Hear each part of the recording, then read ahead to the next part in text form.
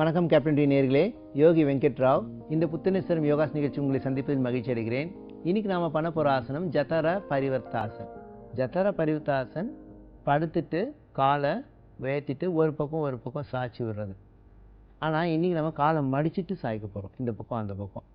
முதுகில் நல்ல ஸ்ப்ரிங் மாதிரி ஸ்பின் மாதிரி இந்த பக்கம் வளையும். இது படுத்துட்டு செய்கிற ஆசனம் தான்.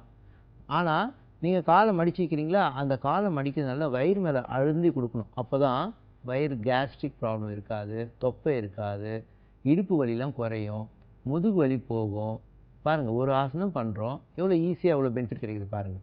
இது பண்ணும்போது உங்கள் மூச்சு விட்ட நெல்லில் இருக்கிறதுனால வயிறு நல்லா சுருங்குது இல்லையா, அப்போ லங்ஸோட கெப்பாசிட்டி நல்லா இன்க்ரீஸ் ஆகும்.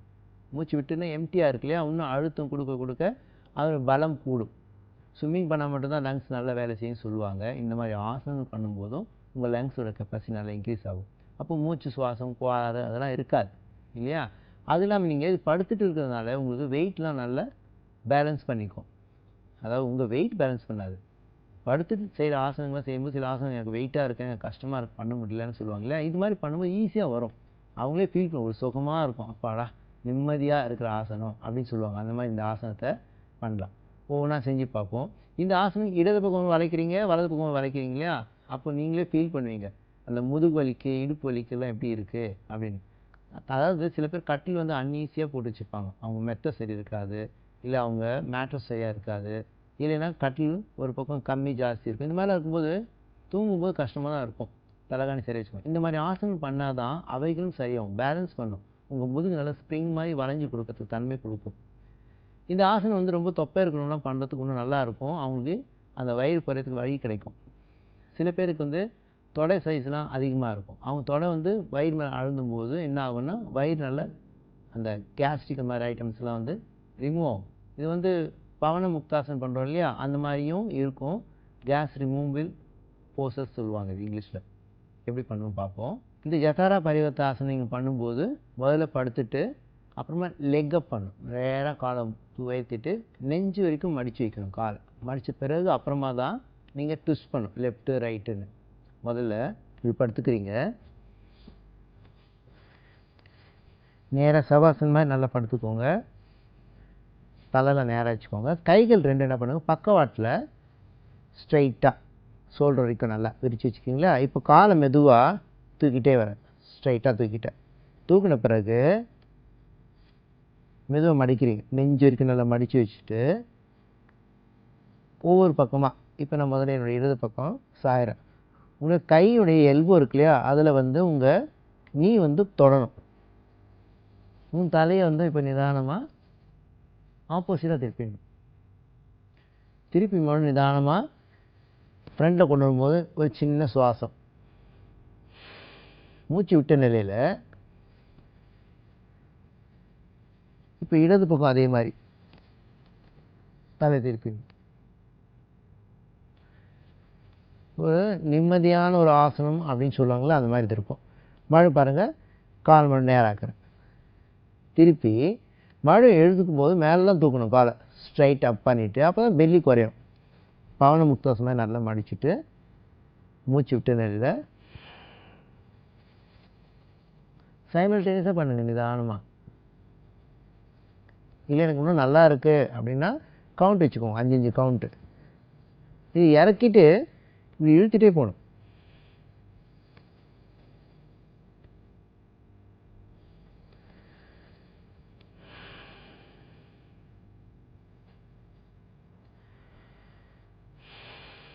மறுபடியும் தேர்ட் டைம் பண்ணுற பாருங்கள்.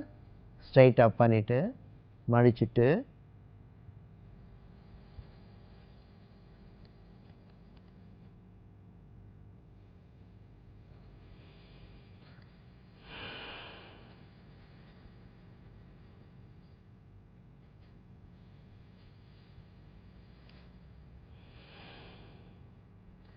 இது கூட ஒரு 3 முறை பண்ணிங்கனாலே நல்லா தளர்வு அடைஞ்சிடும். இந்த இடம்லாம் நல்லா லூஸுன்னு ஆகிடும். ஆனாலே உங்களுக்கு என்ன ஆகும், நல்லா எழுந்து உட்கார குனிய நிமிர ஈஸியாக இருக்கும். இது மாதிரி நீங்கள் ஒரு 5 முறை பண்ணுங்கள். பண்ண என்ன ஆகும்னா இந்த ஷோல்டர் பெயின் இருக்காது, பேக் பெயின் இருக்காது, லோயர் பேக் பெயின் இருக்காது, இடுப்பு அந்த எலும்பு ரொம்ப வலிக்கும். இது பண்ண பிறகு நீங்கள் சவாசனம் ஒன்று தான் பண்ணணும், ரிலாக்ஸாக பண்ணிங்கன்னா நல்லாயிருக்கும். இந்த ஆசனத்தை நீங்கள் காலை வேலை பண்ணுங்கள், எம்டி ஸ்டமக்கில் தான் பண்ணணும். அப்போ தான் இந்த கேஸ்ட்ரிக் ஐட்டம் மாதிரி இருந்தால் பிரச்சனைலாம் சால்வ் ஆகும். சாப்பிட்ட பிறகு இது பண்ணக்கூடாது. அதே போல் கர்ப்பிணி பெண்கள் இந்த ஆசனம் பண்ணணும் அப்படின்னா நீங்கள் முதுகு கீழே ஒரு சின்ன தலைக்கான மேலே வச்சுட்டு அப்போ பண்ணணும். வயசானவங்களாம் ஈஸியாக பண்ணலாம். அவங்களாம் இந்த மாதிரி ஆசனம் பண்ணால் தான் முதுகு வலி இருக்காது, மூட்டு வலி இருக்காது. அப்போ அந்த கேஸ்ட்ரிக் ப்ராப்ளம் சொன்னேன் இல்லையா, அந்த அழுத்தமான காற்று வந்து காலுக்கு இறங்கிடும். மூட்டு வாதம், கால் வாதம், தோள்பட்டை வாதம் அந்த மாதிரிலாம் இருந்ததுன்னா கஷ்டமாக இருக்கும். இது மாதிரி பண்ணால் தான் நல்லாகும். நேரில் ஜதார பரிவர்த்தாசன் ஒரு 5 முறை பண்ணி முடித்த பிறகு உங்களுக்கு அப்பவும் உங்களுக்கு ரிலாக்ஸேஷன் வேணும், நல்லா வேணும், சவாசன் பத்தலை அப்படின்னா கவிழ்ந்து படுத்துட்டு புஜங்காசன் பண்ணுங்கள். புஜங்காசன் பண்ணிங்கன்னா அதே மாதிரி இந்த முதுகும் இடுப்பும் நல்ல அழுத்தம் கொடுத்து ஆப்போசிட் நீங்கள் முன்பக்கம் வளைஞ்ச மாதிரி பண்ணிங்களா ஜதார பரிவர்த்தனை, பின்பக்கம் வளையும் ஆசனம் ஆகிடும். புஜங்காசன் பண்ணிங்கனாலே எப்போவுமே உங்கள் லங்ஸோட கெப்பாசிட்டி இன்க்ரீஸ் ஆகும், ஷோல்டர் நல்ல ஸ்ட்ரென்த் கிடைக்கும். ஆனால் நடு முதுகு நல்ல அழுத்தம் கொடுக்கும், வயிறு நல்ல கம்ப்ரெஸ் ஆகி உள்ளே அழுந்தும். அதனால தான் நீங்கள் ஜதார பரிவர்த்தாசன் பண்ணிவிட்டு அப்புறம் புஜங்காசன் பண்ணிங்கன்னா அதுதான் காம்ப்ளிமெண்ட்டு கரெக்டாக இருக்கும். சில பேர் அதுக்கு முடிச்சுட்டு அப்படியே எழுந்து போயிடுவாங்க. அதாவது சில பேர் வாக்கிங் ஒரு 1/2 மணி நேரம் நடந்துட்டு வந்துட்டு அப்படியே வந்து டவலில் முகத்தை எடுத்துட்டு அப்படியே குளிச்சுட்டு போயிடுவாங்க. அது தவறு, முற்றிலும் தவறு. அது மாதிரி காம்ப்ளிமெண்ட்ரி பண்ணால் தான் ஒரு சவாசன் பண்ணணும் வாக்கிங் போயிட்டு வரவங்க. அது மாதிரி இந்த மாதிரி ஜதார பரிவர்த்தாசன் ஈஸியான ஆசனமாக இருந்தாலும் உள்ளுக்குள்ளே நிறைய மாற்றங்கள் ஏற்படுது இல்லையா. அதனால் நீங்கள் அதுக்கு புஜங்காசன் பண்ணால் தான் அந்த வயிறு வளைஞ்சது விரிஞ்சு கொடுக்கும்.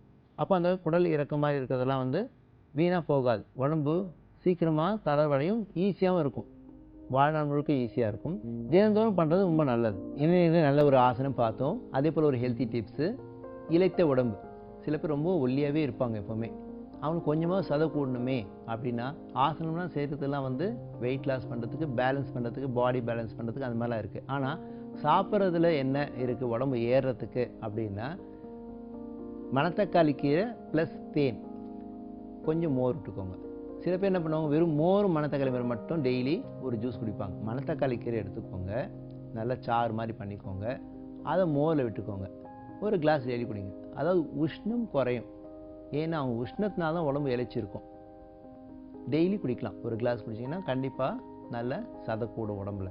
என்ன நிகழ்ச்சி, நல்ல ஒரு ஆசனம் பார்த்தோம், நல்ல ஒரு ஹெல்த்தி டிப்ஸ் பார்த்தோம். நாளைக்கு மீண்டும் இந்த புத்துணர்ச்சி யோகாஸ் நிகழ்ச்சியில் சந்திப்போம். நன்றி, வணக்கம்.